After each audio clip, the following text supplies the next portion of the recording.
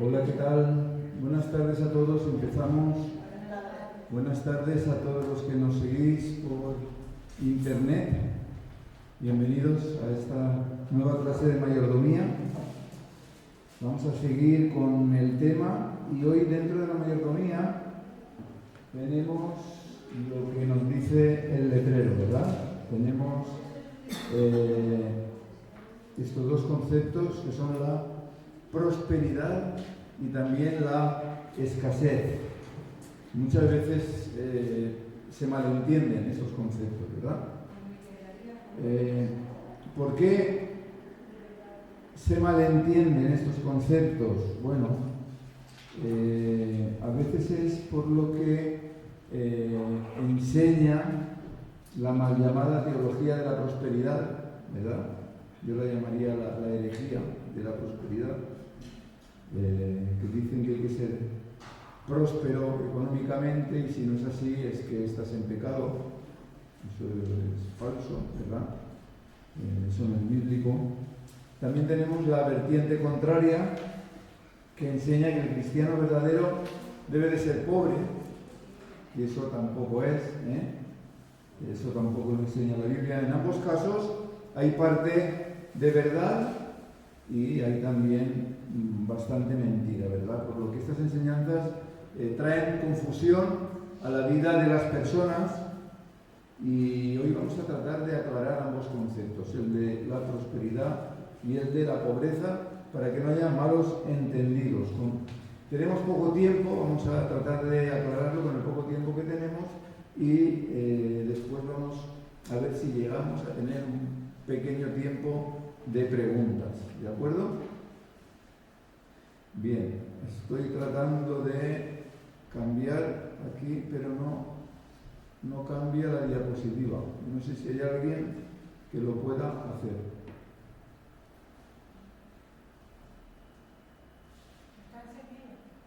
Sí, está encendido, pero no cambia.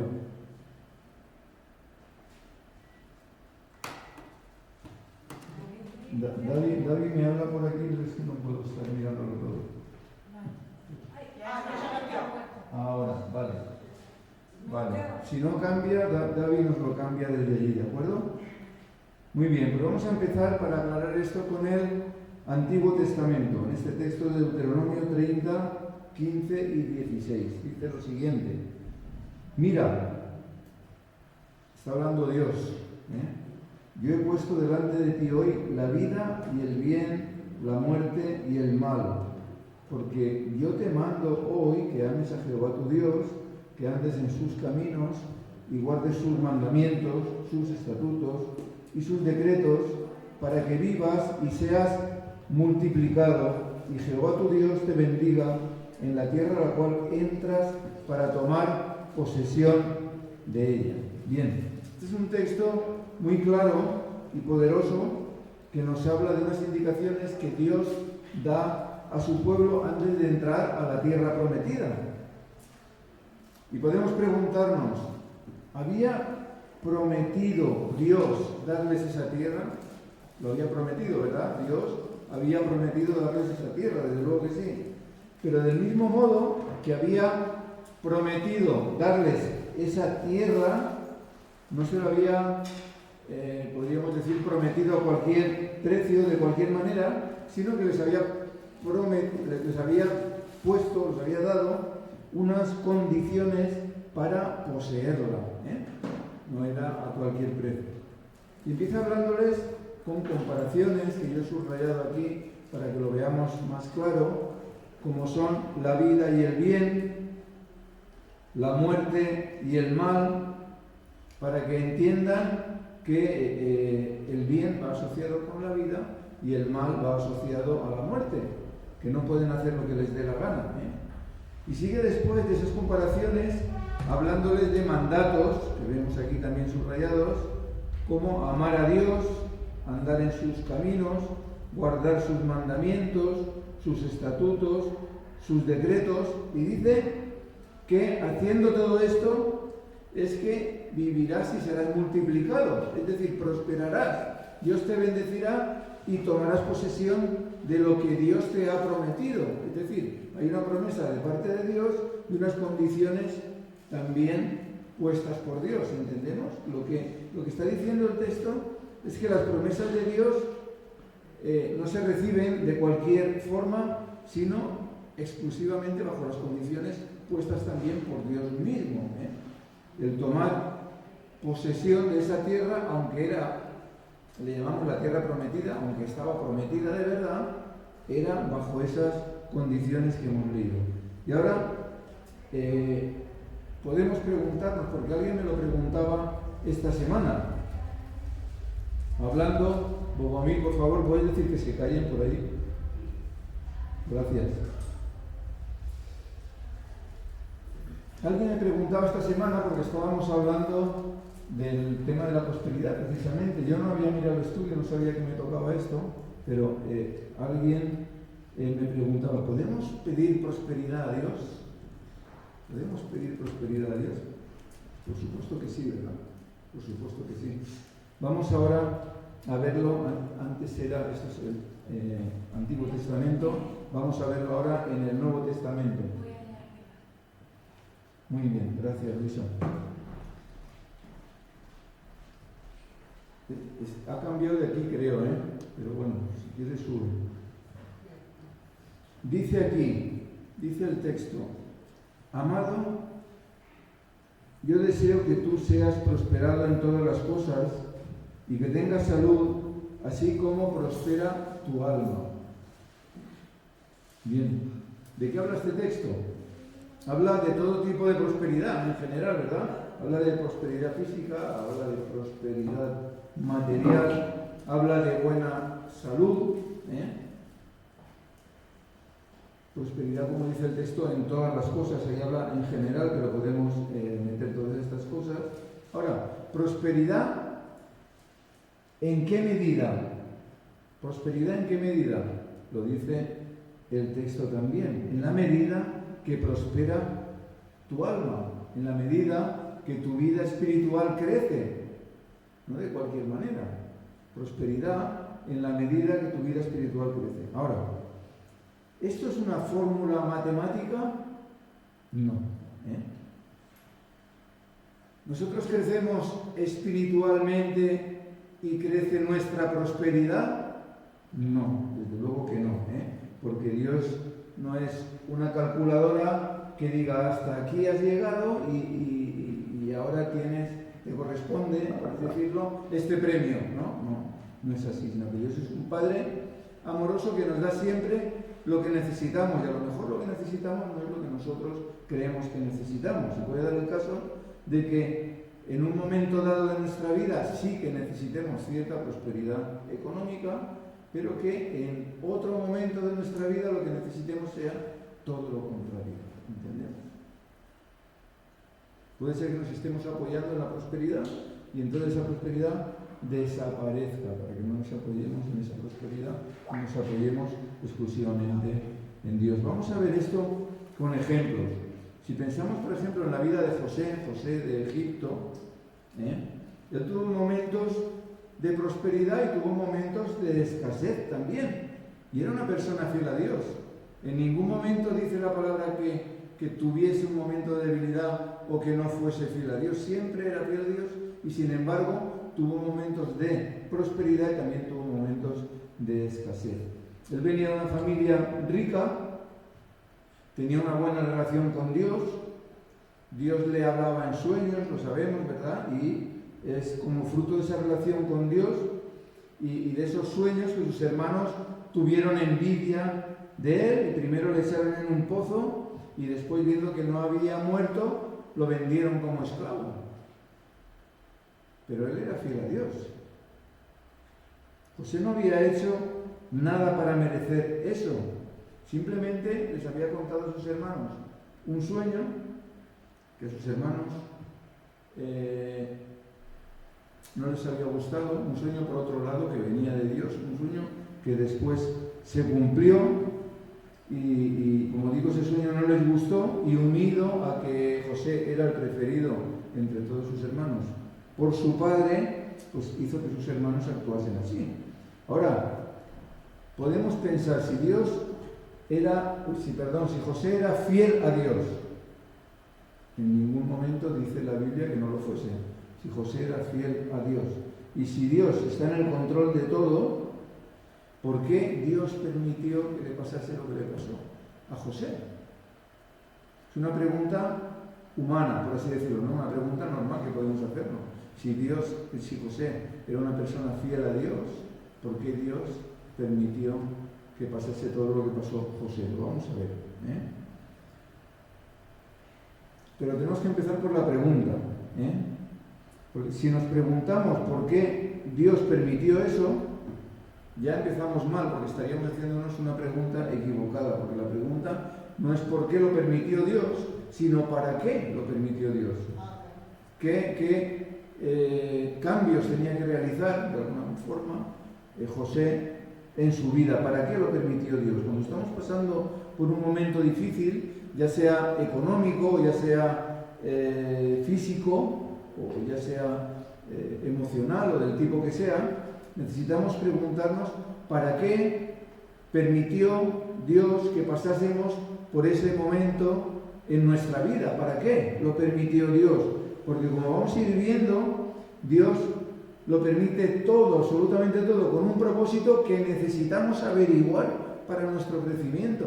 Necesitamos averiguar el para qué Dios permite cosas en nuestra vida, porque si no, estamos pasando como el que pasa, no sé, por un centro comercial, ¿no?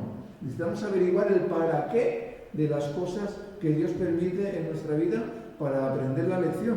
Luego va a venir otra, no se va a quedar ahí, luego va a venir otra lección, pero necesitamos ir aprendiendo las lecciones una detrás de otra. Y las lecciones siguieron a lo largo de la vida de José como si estuviera subido en una montaña rusa. Igual estaba aquí que estaba aquí, ¿verdad? Primero fue vendido como esclavo a Potifar, que lo sabemos, ¿verdad? Que era el jefe de la guardia del faraón y era un hombre rico, quien al ver el buen hacer de José, ¿qué es lo que hizo? Como era fiel, le puso a cargo de su casa, a cargo de sus criados, a cargo de sus ganados. José era el jefe de todo, es decir, a pesar de ser esclavo, estaba en una posición de prosperidad, porque era el jefe de toda la casa de Potifar, que como digo, era una persona rica. A pesar de ser esclavo, podríamos decir que Dios le había prosperado. Como digo, insisto, José nunca se quejó de ninguna de sus situaciones, ¿verdad? Entonces, podríamos decir que hablando de esa montaña rusa que he dicho antes, José en este momento en el que estaba de jefe de la casa de Potifar, estaba en lo alto de esa montaña rusa, ¿verdad? Pero luego le toca vivir el episodio en el que es tentado por la mujer de Potifar, que quiere adulterar con él y todas las cosas que sabemos de la historia. José no accede, es denunciado falsamente por la mujer de Potifar y acaba en la cárcel, lo meten en la cárcel. Acaba en la parte baja de la montaña rusa, ¿verdad? ¿Y qué podía pensar José?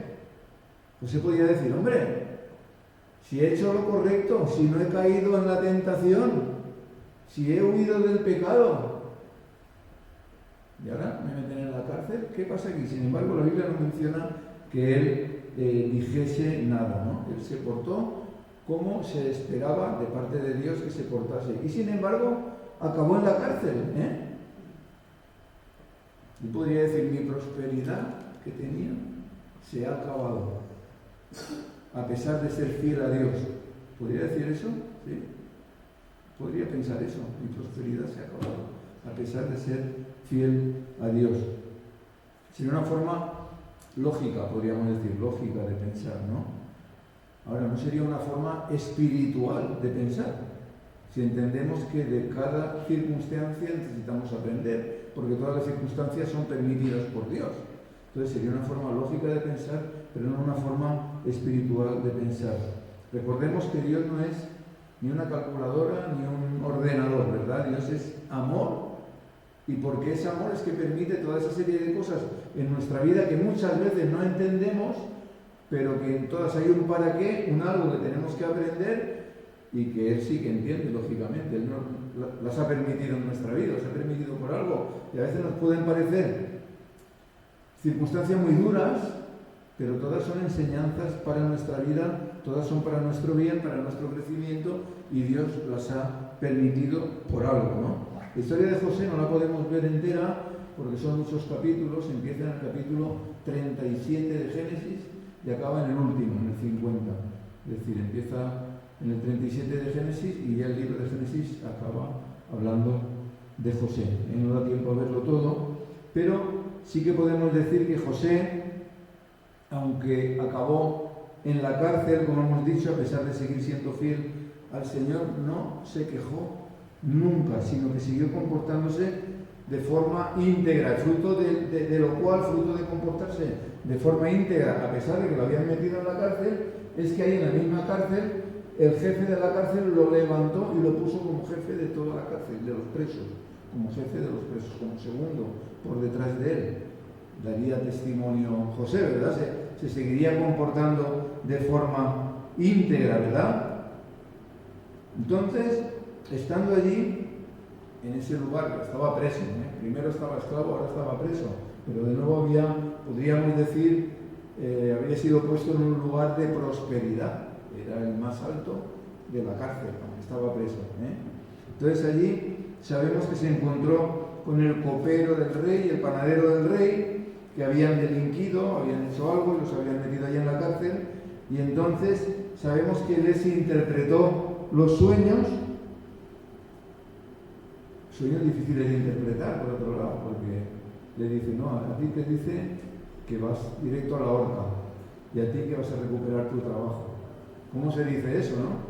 Pero se lo dijo, ¿no? Y fue lo que sucedió.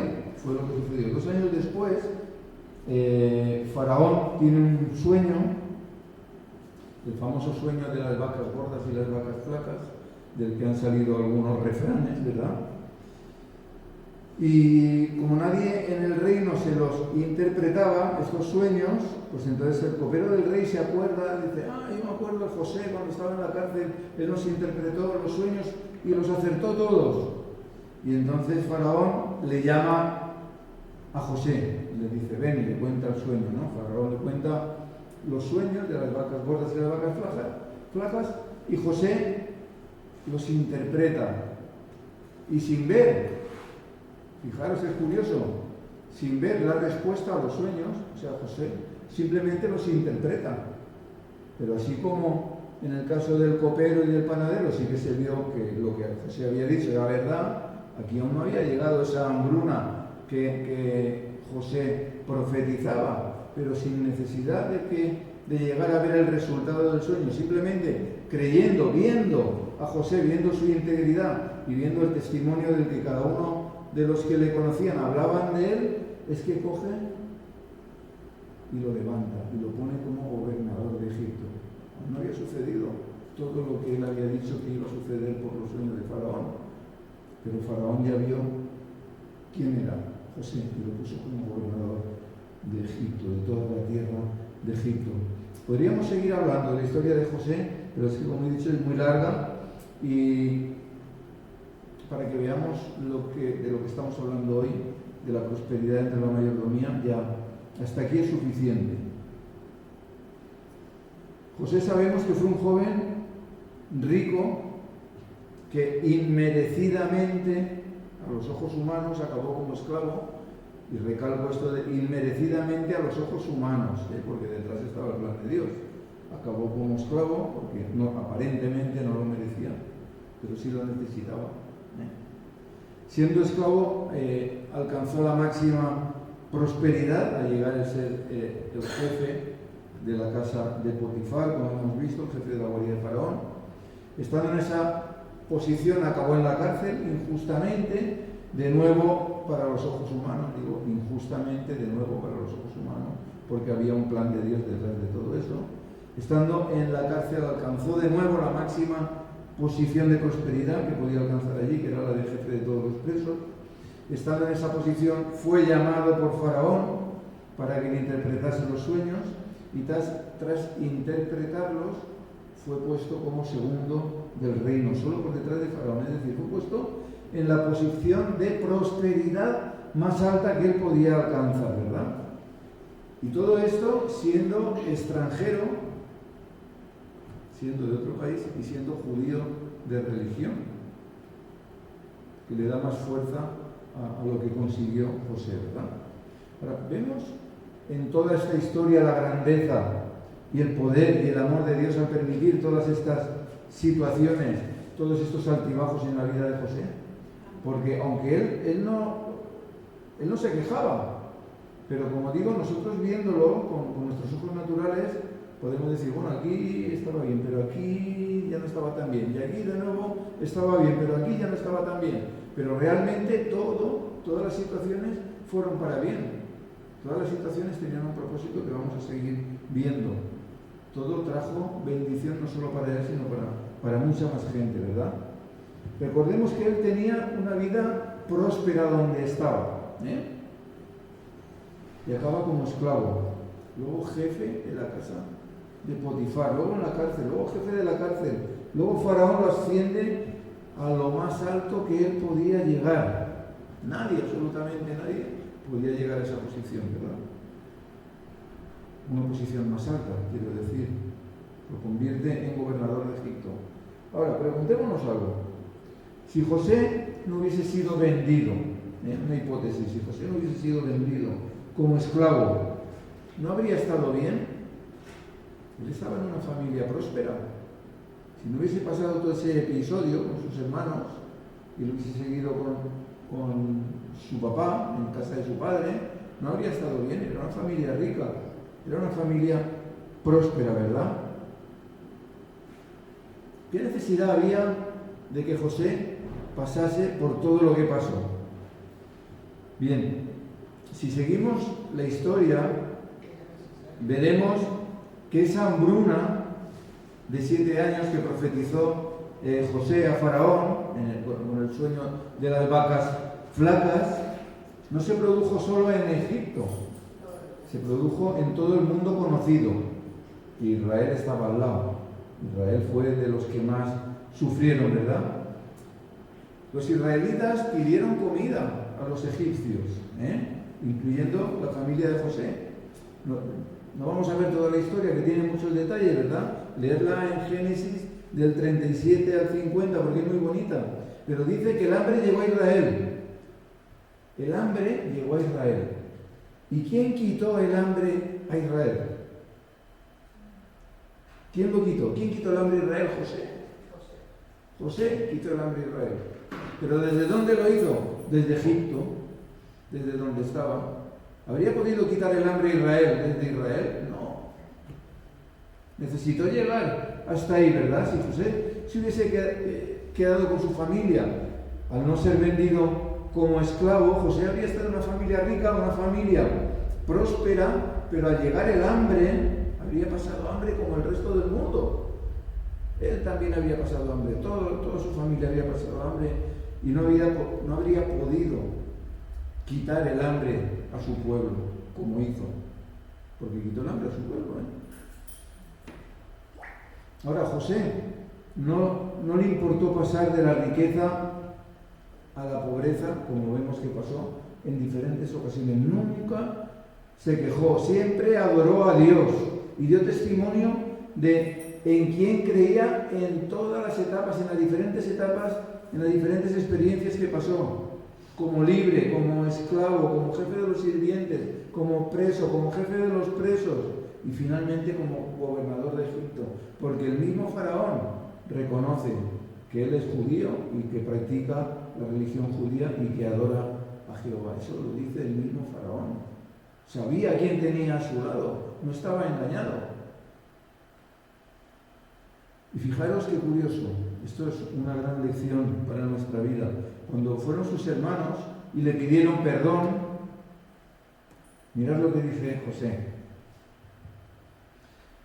Así pues, no me enviasteis acá vosotros, sino Dios, que me ha puesto por padre de Faraón y por señor de toda su casa y por gobernador en toda la tierra de Egipto. Qué bonito, ¿verdad?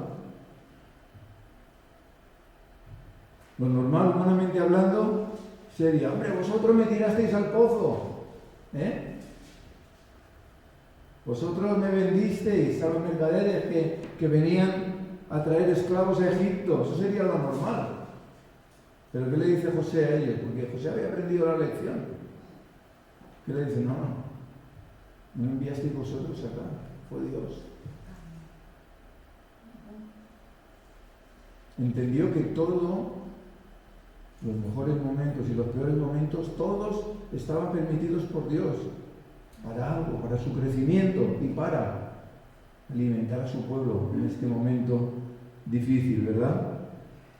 Entendió el trato de Dios, las enseñanzas de Dios, entendió el para qué estaba ahí, el para qué le pasaba todo eso, para qué permitió Dios todo lo que permitió en su vida. Y vemos que ese para qué, gracias a la obediencia de José, no acabó en él. Ese para qué bendijo a toda su familia que estaba pasando hambre, ¿verdad? Y Faraón se enteró que estaba su familia por allí y que estaban necesitados, que tenían necesidad. Y fijaros lo que les dice, que es muy grande también. Les dice que cojan carros. Dice, no, dejar, ellos iban allí, fueron con camellos. Dice, no, coger carros, iros para allá y traer a todos. Traer a todo el mundo. Pero fijaros que le dice algo más. Además de decirles que se traigan a todos sus parientes, fijaros lo que les dice. Y no os preocupéis por vuestros enseres, porque la riqueza de la tierra de Egipto será vuestra. No traeros nada de Israel. Aquí tenéis de todo. Por la obediencia de José, la prosperidad no solo llegó a José, sino que llegó a toda su casa. Y muchos más. Porque se llevaron carros y carros para traer a mucha gente, ¿verdad? Vemos como por la obediencia de José, por el entender que todo tiene un para qué, esa prosperidad que él tenía llegó a toda su parentela, no se quedó en él. Claro, para eso tuvo que pasar José por todo lo que pasó, sin quejarse, entendiendo que todo venía de Dios, entendiendo que allí no le habían enviado a sus hermanos porque le habían vendido como esclavo, sino que era Dios mismo el que le había enviado. No es fácil entender eso, pero José lo entendió y tenemos que entenderlo nosotros, ¿verdad? De haberse quedado José en Canaán, lo que les había llegado en lugar de prosperidad habría sido hambre. Eso es lo que les había llegado. Pero por ir José a Egipto, por dejarse usar por el Señor, es que esa prosperidad no solo le llegó a él, sino que le llegó a toda su familia. Y pregunto, ¿creemos que alguno de los actores de esta historia, incluyendo a José, pensó en algún momento que todo lo que iba sucediendo día a día era para llegar al final que se llegó? Ni siquiera José. José simplemente iba obedeciendo y siendo fiel al Señor a pesar de los problemas, nada más. Pero nadie sabía lo que iba a pasar. Absolutamente nadie. Y eso nos tiene que hablar de que necesitamos, aunque no veamos el final de lo que está. A veces podemos estar pasando por algo y decir, bueno, ¿esto por qué me pasa a mí?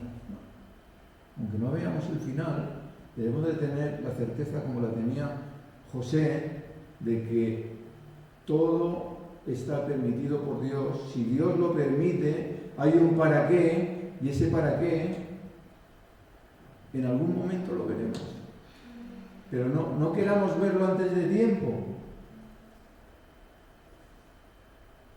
Porque ¿cuándo lo vio José? Cuando vio a sus hermanos delante de él con hambre.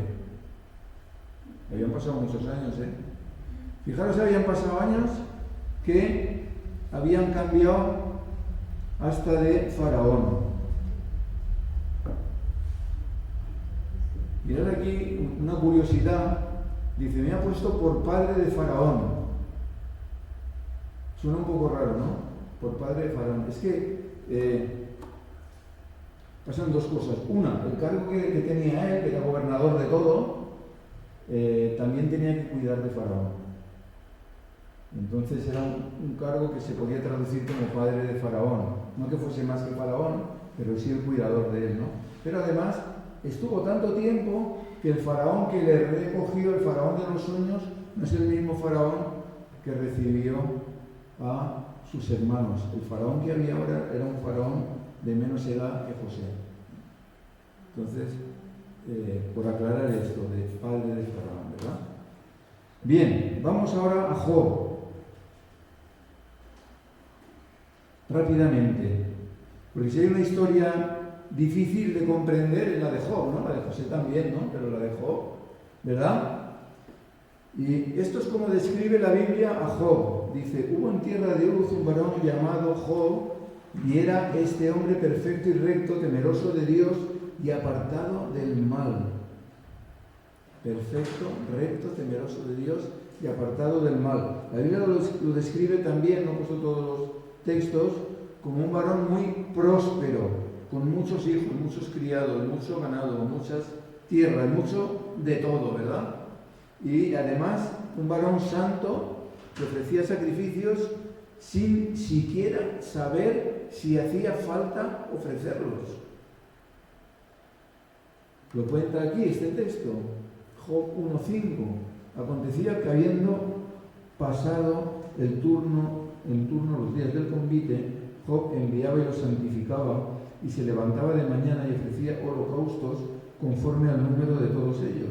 Porque decía Job, quizá habrán pecado mis hijos y habrán blasfemado contra Dios en sus corazones. De esta manera hacía todos los días. Job decía, quizá habrán pecado mis hijos, y por ese quizá, por si acaso han pecado, ¿verdad? Ofrecía sacrificios a Dios todos los días. Sabemos que los sacrificios que se ofrecían eran por haber pecado, ¿verdad? Era como, por así decirlo, como compensación por el pecado, pero no por si acaso han pecado, ¿verdad? Es decir, no se ofrecían los sacrificios por anticipado. Los sacrificios se ofrecían después del hecho pecaminoso, por así decirlo, ¿no? Y esto nos habla de la santidad y el respeto hacia Dios de Job. Podríamos pensar también en que, pensando naturalmente, que debido a esa actitud santa de Job, por así decirlo, es que tenía esa prosperidad, ¿no? Podríamos asociarlo, ¿no? Job era tan santo que por eso era próspero, ¿no? Podríamos hacer ahí una asociación de ideas. Sin embargo, Dios permitió que pasase por una serie de circunstancias durísimas, como son el perder a toda la familia, todos sus hijos, todos sus criados, todo su ganado, todas sus casas, todas sus posesiones. Dios lo permitió.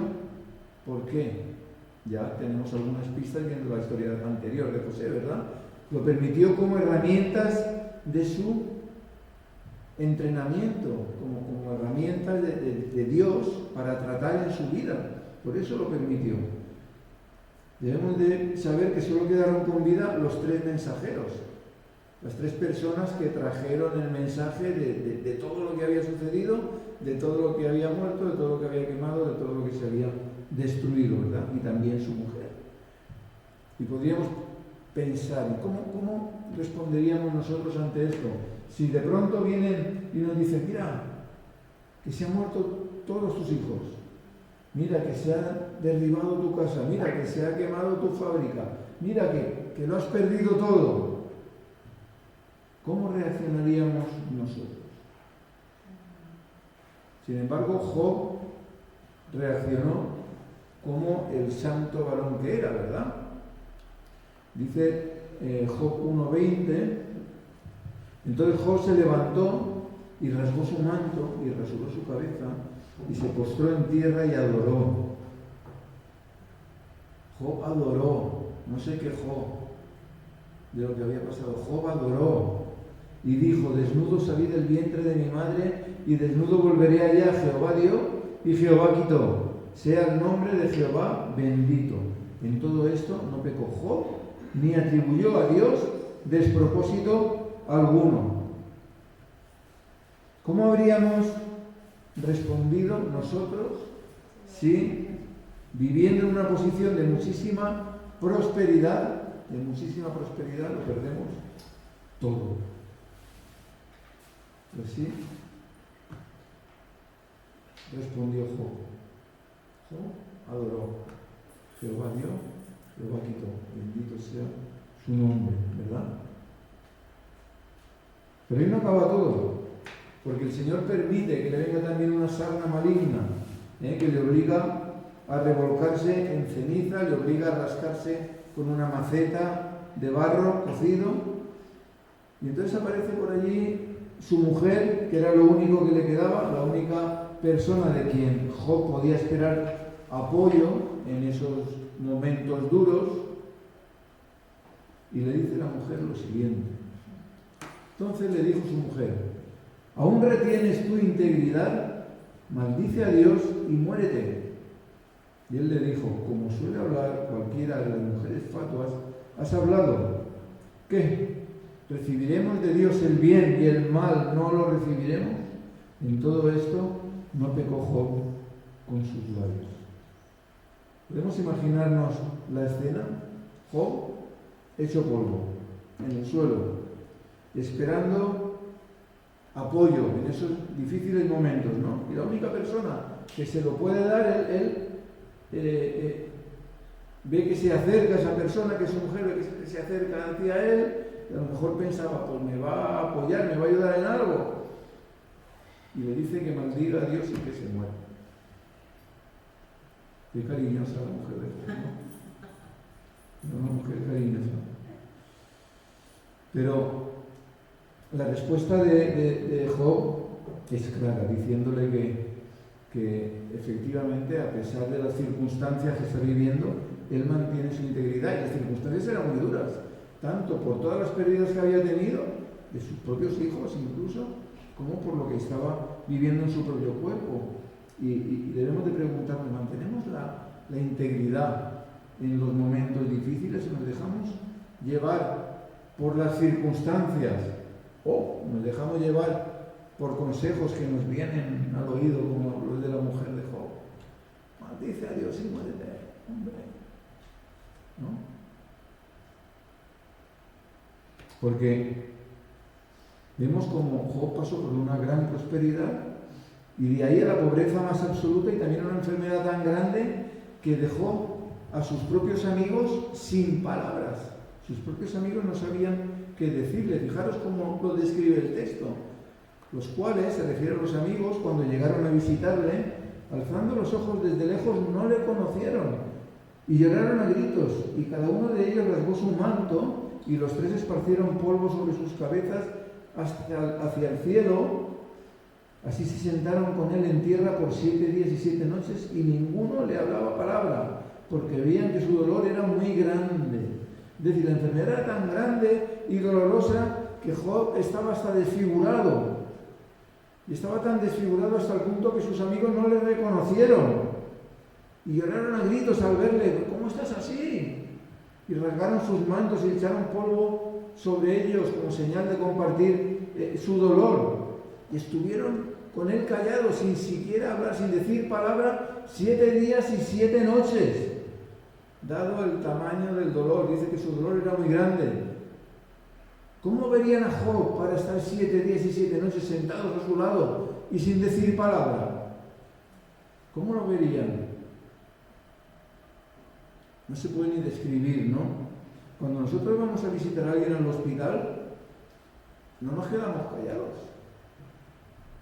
Vemos gente enferma y no nos quedamos callados, hablamos, oramos, incluso nos hemos encontrado con casos que la persona está inconsciente o en coma y le hablamos por si nos oye, porque ni los mismos médicos saben si nos están oyendo o no.